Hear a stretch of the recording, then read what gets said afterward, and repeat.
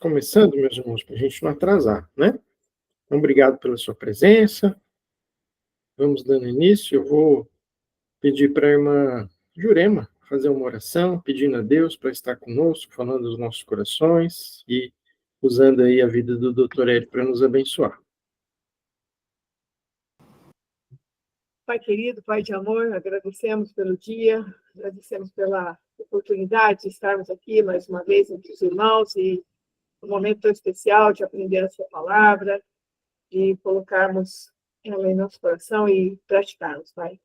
E seja um momento especial, que você possa estar capacitando o Elinho, Pai, trazer a palavra para nós esta noite, que o Teu Espírito Santo possa estar ministrando através de cada um de nós, abençoa. É o que te pedimos em nome de Jesus, Pai. Amém. Vocês estão me ouvindo? Sim, estamos ouvindo. Vocês estão me ouvindo? Estão ouvindo, amor. Sim, estamos ouvindo. Tá bom. Sim, Vamos estamos começar, ouvindo. então. Bom, irmãos, eu estou meio gripado, meio resfriado, então não, talvez eu vá dar umas tossidas, umas espirradas aí, irmãos, não se importem, não. Bem, nós vamos ter início agora a nossa última aula do estudo do Sermão do Monte, e Jesus fecha essa série do seu discurso ali no monte, enfatizando os relacionamentos interpessoais, os relacionamentos humanos. Essa aula, então, é chamada de Nossos Relacionamentos Cristãos. Para a introdução, falo que nós vivemos dias muito difíceis. Talvez nós estejamos vivenciando os últimos momentos da história da humanidade. Vários conflitos em todas as áreas da vida estão acontecendo, os irmãos percebem. O que nós vemos aí? Conflitos geopolíticos, conflitos humanitários, étnicos, conflitos bélicos, guerra para tudo quanto é lado, conflitos religiosos, conflitos morais, familiares e assim por diante. Os relacionamentos interpessoais em todas as esferas estão complicados. Inclusive os relacionamentos mais próximos, como dentro das comunidades, das vizinhanças, na igreja, o relacionamento entre familiares, gerando, então, problemas pessoais intensos, evoluindo, inclusive, para enfermidades de ordem psicológica ou psíquica. Vivemos num mundo doente, na realidade. Hoje, nós vemos um número crescente de pessoas necessitando fazer uso de medicamentos para melhorar sua qualidade de vida emocional. Eu vejo isso aí todo dia no meu consultório. O investimento da indústria farmacêutica nessa área é enorme, porque a demanda é cada vez maior. Dados do Conselho Federal de Farmácia apontam que a venda de antidepressivos e estabilizadores do humor aumentaram cerca de 58% entre 2017 e 2021. Ou seja, relacionar-se com outras pessoas e cultivar relacionamentos sadios são um fator importante para a qualidade de vida e bem-estar. Inclusive, é um fator importante para a prevenção de enfermidades degenerativas. Cada vez está saindo mais estudos sobre isso, coisa que vem sendo admitida somente nos últimos anos.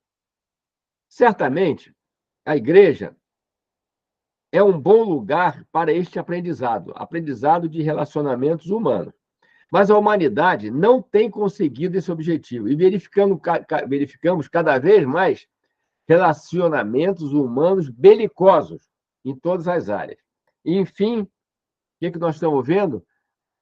Que a humanidade está sofrendo. Então, vamos ler o texto que Jesus colocou para nós.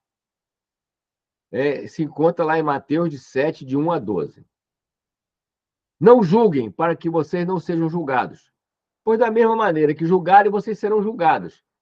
E a medida que usarem também será usada para medir vocês. Porque você repara no cisco que está no olho do seu irmão e não se dá conta da viga que está em seu próprio olho. Como você pode dizer ao seu irmão, deixa-me tirar o cisco do seu olho, quando há uma viga no seu? Hipócrita, tira primeiro a viga do teu olho. Então você verá claramente para tirar o cisco do olho do seu irmão. Não deem o que é sagrado aos cães, nem atire suas pérolas aos porcos. Caso contrário, estes a pisarão, e aqueles, voltando-se contra vocês, os despedaçarão. Peçam e lhes será dado, busquem e encontrarão, batam e a porta será aberta, pois todo o que pede, recebe, e o que busca, encontra, e aquele que bate, a porta será aberta. Qual de vocês, se seu filho pedir pão, lhe dará uma pedra, ou se pedir peixe, lhe dará uma cobra? Se vocês, apesar de serem maus, sabem dar boas coisas aos seus filhos, quanto mais o Pai de vocês, que está nos céus, dará coisas boas aos que lhe pedirem.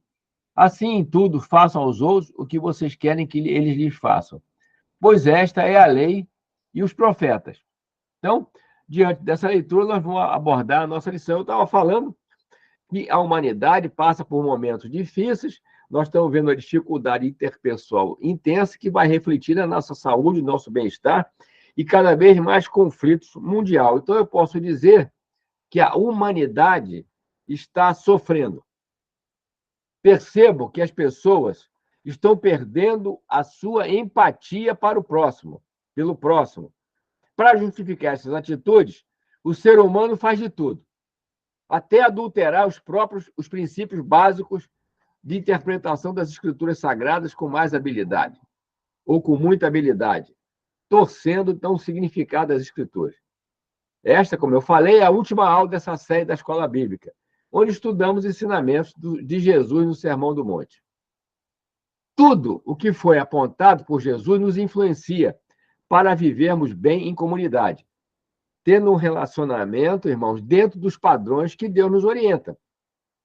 Se nós conseguirmos seguir fielmente essas orientações, mas com toda certeza nós viveremos mais felizes e tornaremos mais feliz a vida das pessoas ao nosso redor. Relembrando uma das aulas passadas, isso será um testemunho. Nós tivemos uma aula sobre testemunho para a sociedade. E será impactante para as pessoas perceberem que o cristianismo é uma opção maravilhosa. Aliás, o cristianismo é a única opção para a salvação de suas almas, de nossas almas. Opção esta que transforma uma pessoa condenada ao inferno em filho de Deus, tendo acesso ao céu na presença grandiosa e eterna de Deus. Não podemos guardar essa preciosidade somente para nós.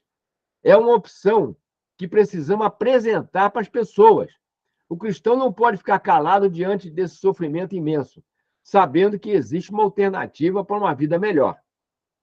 O tema aqui de relacionamento humano realmente fascinante e é preocupante também. Na minha pesquisa, eu cheguei a aprender até um termo novo, que eu não conhecia. O que é? Misantropia. É um termo que significa aversão. Olha só. Ou desconfiança generalizada em relação à humanidade. Veja o ponto onde chegamos. Aversão pelas pessoas. Aversão e talvez medo, por causa das incertezas em relação ao ser humano. Mas certamente que isso não é o que Jesus quer de nós. Jesus não quer isso, ele quer que nós nos aproximemos das pessoas, que nós nos relacionemos com as pessoas. Jesus nos orientou sabiamente como vivermos melhor e nos relacionarmos bem com todos. Agora, vamos abordar um tema crucial, que é a maneira correta de avaliarmos todas as situações, onde o discernimento é evidenciado pelo Senhor Jesus na hora de fazermos um julgamento de pessoas ou de situações. Vamos entender o significado exato de se avaliar algo. Avaliar pessoas ou comportamentos são temas complicados e conflitantes, especialmente para cristãos comprometidos com o reino de Deus. Porque, veja bem, nós não queremos errar e entrar em discordância com os ensinamentos de Jesus. Nós queremos fazer o que é certo. Ele mesmo nos adverte a não tentarmos exercer a nossa justiça. Ou seja, aquilo que nós entendemos como justiça, sem uma precaução para não cairmos na tentação de julgar erradamente as outras pessoas e também julgar as suas condutas, tudo pelo nosso critério, que podem não ser os critérios de Deus. Jesus nos dá, então, um alerta importante. Eu vou aqui ler numa outra versão. A Bíblia de Estudo Despertar traduz lá um texto, Mateus 6:1, que fala sobre isso, da seguinte maneira. Tenham o cuidado, isso é lição passada, tenham o cuidado de não praticar os seus deveres religiosos. Aqui, em outras traduções, está traduzido como a sua justiça, em público, a fim de serem vistos pelos outros. Se vocês agirem assim, não receberão nenhuma recompensa do Pai de vocês, que está nos céus. Mateus 6:1, Bíblia de Estudo, Despertar. Hernandes Dias Lopes chama essa atitude de você fazer tudo para aparecer e tal, como o perigo da ostentação espiritual. Ou seja, uma justiça que busca autopromoção e os holofotes do reconhecimento dos homens. A ideia é que os discípulos de Jesus possam até, de certa forma, serem vistos exercendo boas obras, mas o objetivo precisa ser realmente a ajuda sincera a outras pessoas e não serem reverenciados pelo que fazem. A verdadeira motivação deve ser a ajuda, a piedade, a empatia, a solidariedade, sem esperar recompensa. Enfim, a verdadeira motivação está em cumprir os mandamentos de Jesus. Tendo essa conduta em mente, obviamente, vamos estimular as pessoas a confiarem em Deus, a procurarem a paz no lugar certo. Suas mentes serão direcionadas para as coisas espirituais. Com isso, essas pessoas serão mais facilmente tocadas pelo Espírito Santo de Deus e poderão estar próximos a uma conversão genuína. Vamos hoje entrar no controverso e polêmico assunto do julgamento. Como julgar certo?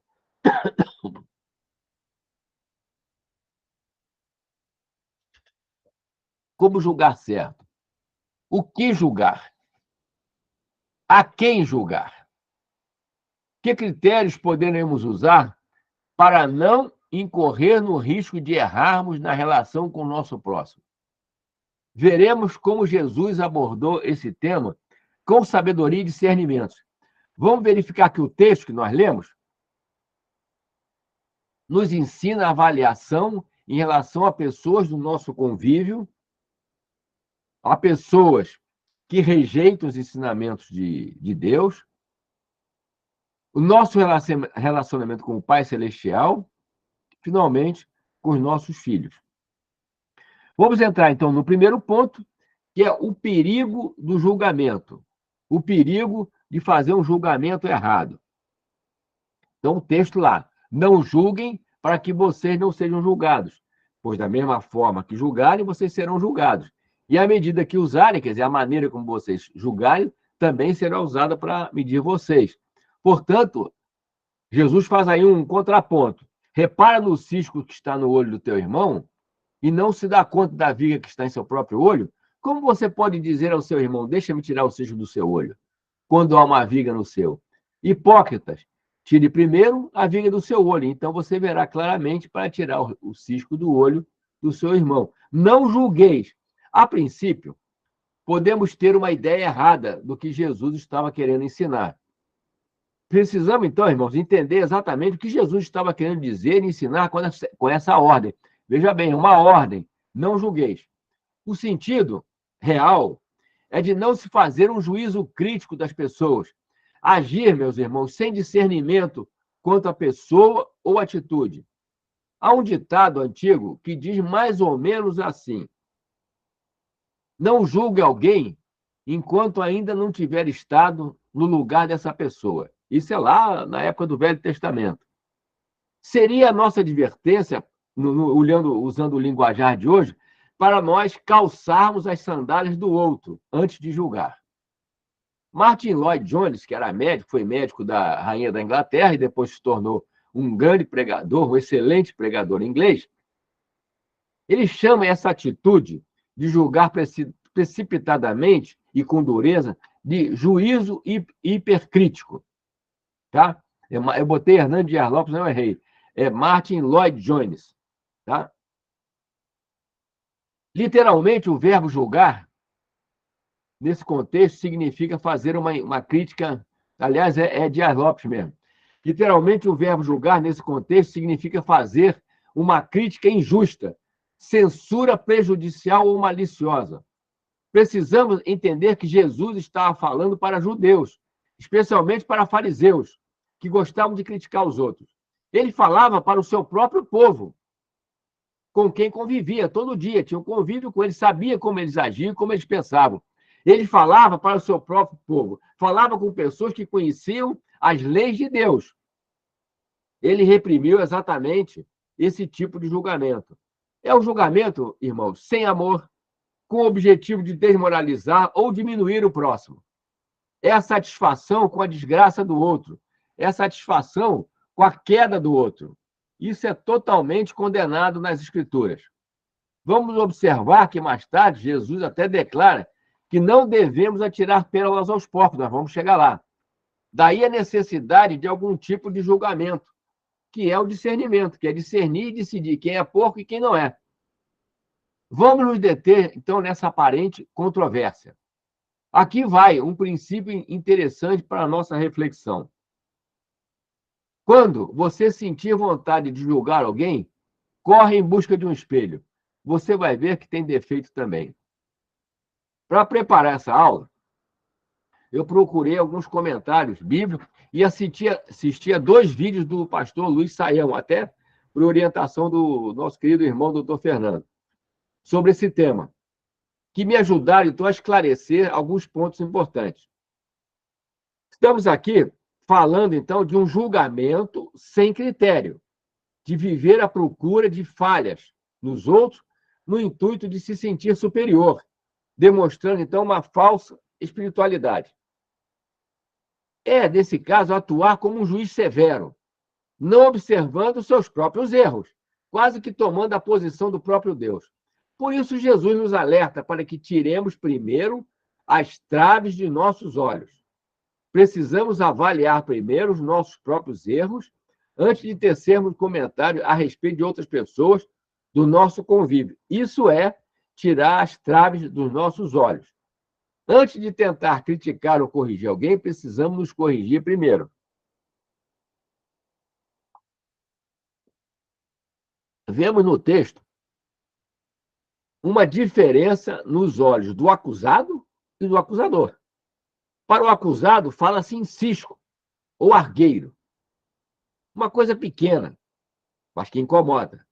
A trava ou viga no olho do acusador seria uma coisa grande, que atrapalharia muito mais. Talvez o que acusa, tenha mais problemas do que o que está sendo julgado. Alguns estudiosos acham que Jesus usou a sua própria experiência humana como carpinteiro para fazer essas ilustrações. O cisco, ou argueiro em outras versões, o que era isso? Era um fragmento de serragem pequeno, o que poderia representar uma falta leve. A trave, uma peça grande de madeira que representa uma falta moral grave. Aqueles que corrigem uma falta leve dos outros, sem dar atenção às próprias faltas graves, é o hipócrita. Os cristãos têm a responsabilidade de ajudar uns aos outros a se arrependerem de pecados, mas somente depois de primeiro lidar com as próprias faltas graves. Eu tirei essa frase da Bíblia Rômana, uma Bíblia de estudo. Tá? Vocês percebem que eu sublinhei a palavra hipócrita. Aqueles que corrigem uma falta leve dos outros, sem dar atenção às próprias faltas graves, é um hipócrita. Hipócrita, o que é? A palavra hipócrita tem a ver com os atores que fazem um papel que não tem nada a ver com a sua própria vida individual. Estão representando uma outra pessoa.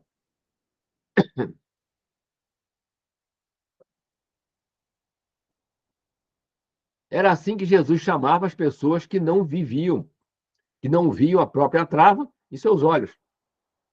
Estavam simplesmente representando um papel que não era real, que não condizia com a sua própria personalidade. Será que os meus critérios são justos ao falar de outra pessoa? Será que é conveniente tecer comentários sobre estas pessoas? Isso vai acrescentar algo à minha vida? e a vida deles? Acho que isso é importante para a nossa reflexão.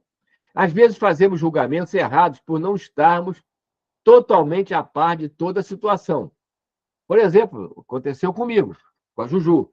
Há alguns anos ficamos preocupados com a atitude de um irmão em relação a mim e a minha esposa.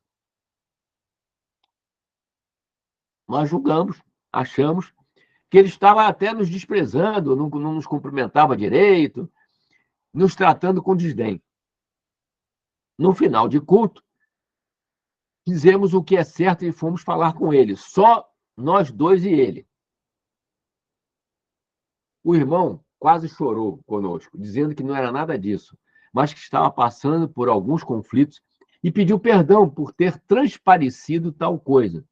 Tudo ficou esclarecido e a comunhão continuou a mesma. Tudo ficou esclarecido porque agimos certo.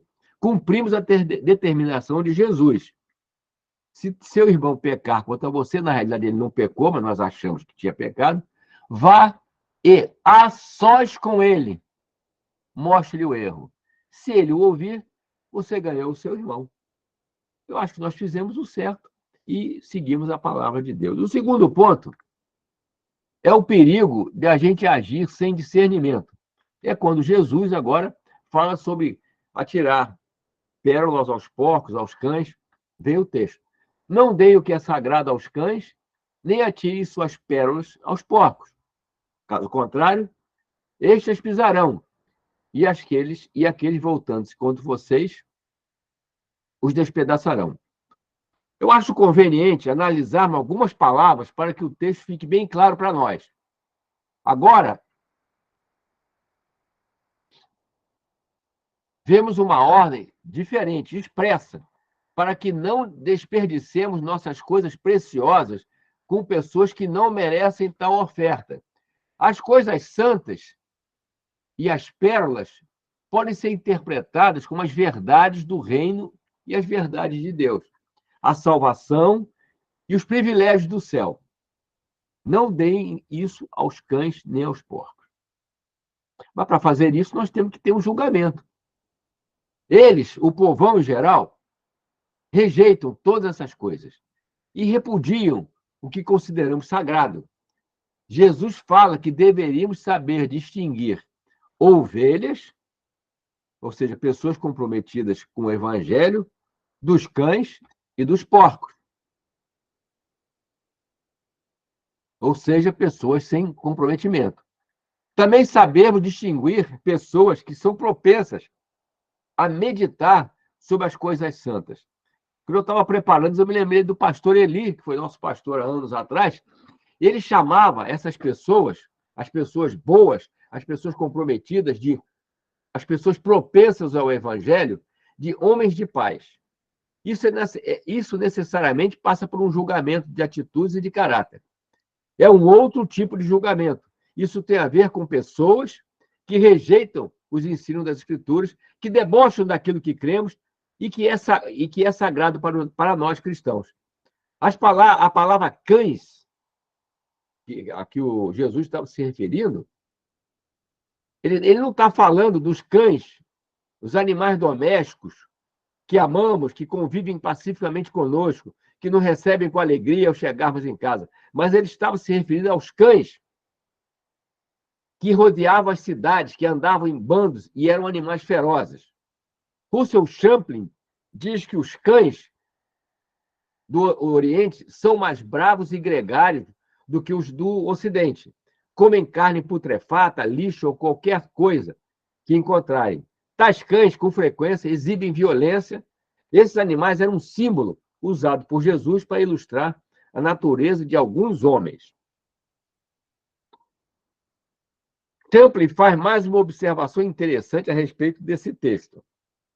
Precisamos usar de cautela com tais pessoas, não evitando ajudá-las. Isso que eu achei interessante. Não evitando ajudá-las, quando isso for possível, mas sem fazer de nossa religião verdadeiro motivo de zombaria da parte deles. Assim como os porcos eram repudiados pelos judeus, alguns estudiosos acreditam que Jesus estaria se referindo a uma espécie de javali extremamente violenta que despedaçavam tudo que podiam. Achei também interessante a visão de John Wesley sobre esse texto.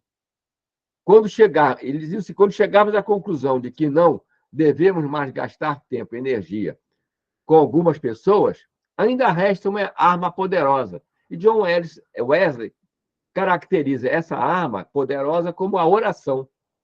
Nada nos impede de orarmos por essas pessoas, mesmo que não estejamos atuando ativamente sobre a vida deles. Aprendemos com Jesus que aquilo que cremos e reverenciamos não são agradáveis e receptíveis para pessoas que não partilham a nossa fé. Isso pode ser um motivo de chacota e desentendimento. Mas vocês vejam que mais tarde o próprio Jesus fala, referindo-se ao profeta Isaías, explicando a parábola do semeador. Pois o coração desse povo, esses que rejeitam a palavra, se tornou insensível. De má vontade, ouviram com seus ouvidos e fecharam os seus olhos. Se assim não fosse, poderiam ver com os olhos, ouvir com os ouvidos, entender com o coração e converter-se. E eu, Jesus, os curaria. Mateus 13:15, na Nova Versão Internacional. O discernimento que devemos ter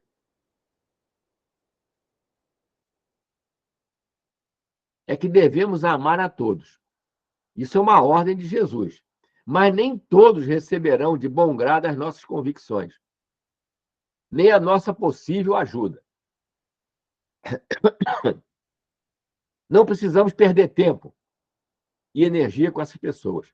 O Espírito Santo nos dará essa sensibilidade para julgamento, onde podemos e devemos insistir com a palavra de Deus. É admirável a sabedoria de Jesus em tocar nesse assunto logo depois de alertar para o falso julgamento. Aí que eu achei também interessante o seguinte, ao contraponto de Jesus. Poderia parecer que as pessoas cristãs ficariam com tanto medo de errar e julgar com severidade que correriam o risco de se tornarem permissivas quanto ao pecado dentro da igreja. As heresias poderiam tomar conta das congregações por receio das pessoas de desmascararem os ímpios e suas condutas. Por isso, o Senhor Jesus introduziu, logo em seguida, estes ensinamentos sobre estarmos alerta contra as nossas pérolas e coisas santas. Martin Lloyd Jones enfatiza o equilíbrio das Escrituras, referindo-se a estes textos do Sermão do Monte. Ele ressalta que a atitude de não julgar pode, a princípio, parecer caridosa e amigável, mas que poderia também contribuir para que estas pessoas caiam em erros e irem diretamente para o inferno. Daí, o estudo cuidadoso das Escrituras e a ação do Espírito Santo em nossas atitudes, com a finalidade de orientarem nesse sentido. Como conciliar esses dois conceitos? Uma resposta simples poderia ser que, se por um lado Jesus nos orientou para não sermos excessivamente críticos, por outro lado, ele jamais nos recomendou para não sermos discriminadores inteligentes. O que precisamos evitar é aquela tendência à censura e condenação do próximo, como se nós fôssemos um juiz supremo, como se nós fôssemos próximos a Deus. Se não fosse assim, não poderíamos cumprir as ordens da Bíblia. Como faríamos, por exemplo, com aquela orientação do apóstolo João de provar os espíritos? Como poderíamos provar os espíritos se nós não tivéssemos capacidade de discernimento? João fala assim, amados, não creais a todo espírito, mas provai se os espíritos vêm de Deus. Porque muitos falsos profetas têm saído pelo mundo. 1 João 4:1. Se nós não tivéssemos condições de discernimento, não poderíamos fazer esse julgamento. Nesse caso, temos que demonstrar discernimento para entendermos quem é de Deus e quem não é. É um julgamento para o nosso bem e também para o bem dessas pessoas. Logo em seguida, no mesmo Sermão do Monte, Jesus nos alerta, mais para frente, em Mateus 7,15. Cuidado com os falsos profetas. Eles vêm a vocês eles vêm a vocês vestidos de peles de ovelhas, mas por dentro são lobos devoradores. Mateus 7:15. Esse texto sempre me deixou perplexo, porque a Bíblia diz que Deus não faz acepção de pessoas. Está lá em Atos 10:34. Mas tratou pessoas diferentes de modo diferente, dependendo de suas atitudes. Isso aqui é importante, dependendo de suas atitudes. A verdade é para todos. E Deus se alegraria se todos se salvassem. Está lá a carta do apóstolo Paulo a Timóteo, 1 Timóteo 2:4. Deus se alegraria com a salvação de todos. Mas há pessoas que sempre rejeitarão a palavra. Temos que ter esse discernimento somente pelo Espírito Santo de Deus. Só o Espírito Santo que vai nos orientar a termos esse discernimento. Veja, por exemplo, a maneira como Jesus tratou Nicodemos, Natanael, a mulher samaritana, como se dirigiu aos fariseus, orgulhosos segundo a sua própria justiça, e aos publicanos em geral. Em Lucas 23, vemos a diferença de tratamento de Jesus quando ele foi interrogado por Pilatos e depois quando foi interrogado por Herodes. Paulo, pregando em Coríntio, foi amaldiçoado pelos judeus. Nessa hora, o que aconteceu, se os irmãos se lembram? Paulo sacudiu as roupas e tomou uma decisão e disse para os judeus lá: caia sobre a cabeça de vocês o seu próprio sangue. Estou livre da minha responsabilidade. De agora em diante, irei para os gentios. Atos 18:6. Estas pessoas não apreciam aquilo que é santo. Não têm condições de valorizar o que tem valor de fato, que são as pérolas espirituais. A nossa força não demoverá suas convicções anticristãs, mas já acho que nós poderemos orar por elas. Quando eu estava preparando, assim, escrevendo essa frase aqui, eu me lembrei de um médico já falecido, já bem mais velho que eu, que ele, uma vez conversando comigo no pátio da Santa Casa, ele falou um negócio interessante. Ele falou que só um idiota, falou assim mesmo, só um idiota não acredita em Deus. Olha só olhar para as árvores que nós estamos vendo aqui, nós estamos no pátio da Santa Casa, tudo isso tem uma origem, isso é Deus, ele falando assim. Só que Deus está muito longe de mim. E eu não quero me aproximar dele. Eu me assustei até com essa fala, meus irmãos, mas são pessoas difíceis. Eu cheguei a conversar bastante sobre Jesus com esse homem. Tá? Essas pessoas não apreciam, então, o que é santo. Nesse momento, pensei a respeito dos gideões, que distribuem a palavra de Deus indiscriminadamente. Será que eles estariam jogando pérolas aos porcos? Os gideões não sabem para quem estão entregando a bendita palavra de Deus. Por outro lado, vemos lugares em que a palavra de Deus é proibida e essas pessoas passam a ter fome da palavra. Sabemos de conversões impressionantes somente pela leitura da Bíblia, entregue pelos gideões, mesmo sem uma explicação convincente. Os gideões não pregam, apenas entregam a palavra, dando acesso aos ensinamentos de Deus. Na realidade, essa é a missão, entregar a palavra. Mas, se nessa entrega as pessoas demonstrarem interesse, eles podem dar algumas explicações. Eu fui gideão, eu sei como funciona e é uma entidade simplesmente maravilhosa.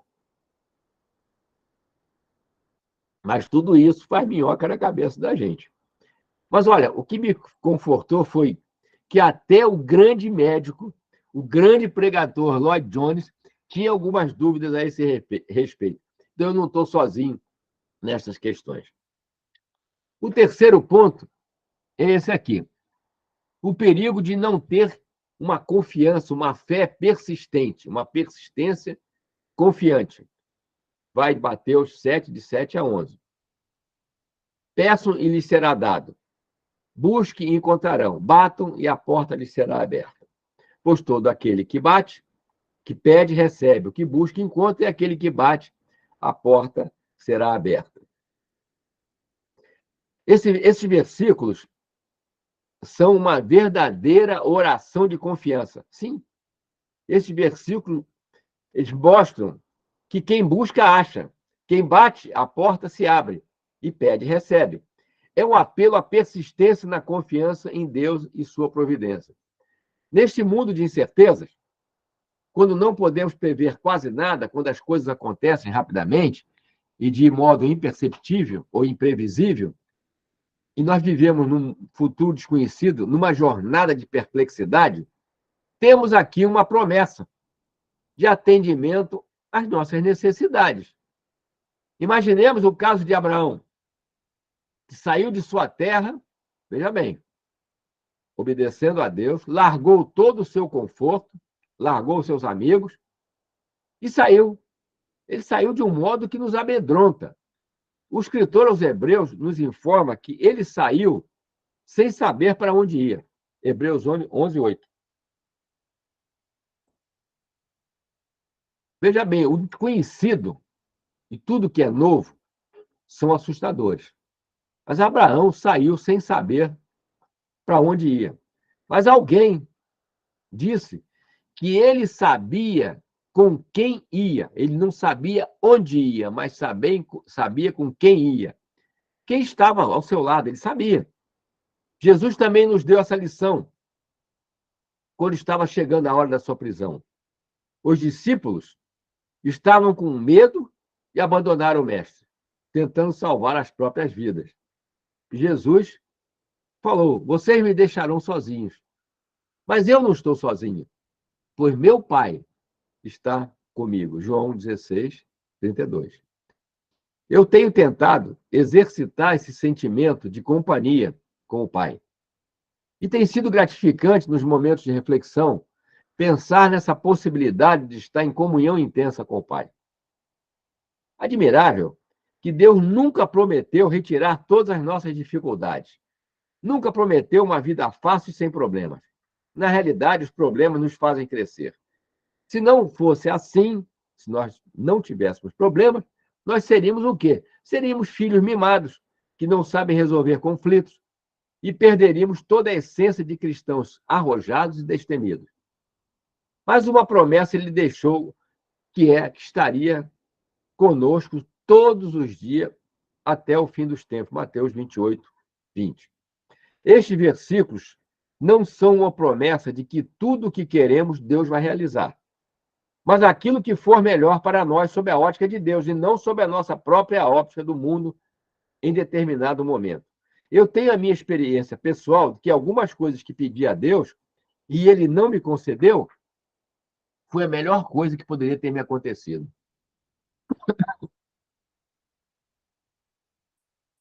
Na hora, ficamos questionando e achando que Deus não está se importando conosco, que ele não ouve a nossa oração, que ele está distante, mas a realidade é outra.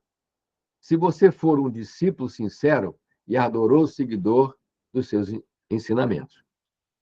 Depois de todos esses ensinamentos, esses aprendizados, Jesus termina o seu pronunciamento com o que vários estudiosos chamam de a regra áurea do viver diário.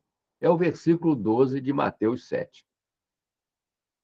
O versículo 12 de Mateus 7 começa com a palavra pois. Portanto, assim, dependendo da tradução ou a versão. Essas palavras é uma preposição. Preposição é a palavra que tem a função de conectivo, de conectar. Ela pode ser usada para ligar um termo a outro. Por exemplo, dente de leite. De é uma preposição. Ou uma oração a outra, dando sentido de continuidade e sequência. Isso demonstra uma unidade interna bem definida do texto. Assim, portanto, pois, em tudo, façam aos outros o que vocês querem que eles lhes façam, pois esta é a lei e os profetas. Mateus 7:12, na nova versão internacional. Essa é chamada de regra áurea do viver diário. Vários comentaristas explicaram que essa regra já era conhecida nos escritos antigos, em outros escritos, mas só que era de uma maneira diferente. Diziam mais ou menos assim: o que te for odioso, não faças a ninguém. Jesus tirou a conotação negativa e passou por um sentido positivo. As palavras de Jesus são um resumo dos seus ensinamentos. Amarás ao teu próximo como a ti mesmo. Mateus 19, 19. Já agora, indo para a conclusão, eu quero apontar pelo menos 5 pontos que eu achei importantes dessa lição, dessa aula. Primeiro, cuidado com o julgamento precipitado. Vamos estar atentos, porque poderemos ser julgados da mesma forma com que estamos proferindo nosso julgamento, ou da mesma forma que estamos julgando ou criticando alguém. Por outro lado, precisamos de discernimento, ou bom senso, para saber onde, quando e como lançarmos os ensinamentos de Jesus a outras pessoas. Não negligenciemos a busca pela presença maravilhosa de Deus em cada momento. Busca e achareis, bate a porta e a porta vai se abrir, né? A regra áurea de fazer aos outros aquilo que gostaríamos que fizessem conosco. E, por fim, somente o Espírito Santo de Deus pode nos capacitar para cumprirmos fielmente essa palavra. Irmãos, é isso que eu tinha para trazer para os irmãos. Eu gostei demais dessa aula. Tá? Pena que não dá tempo de a gente explorar a fundo todos os ensinamentos que Jesus nos quis dar nesses versículos e também em todo o Sermão do Monte. Aliás, toda a Bíblia é um ensinamento infinito.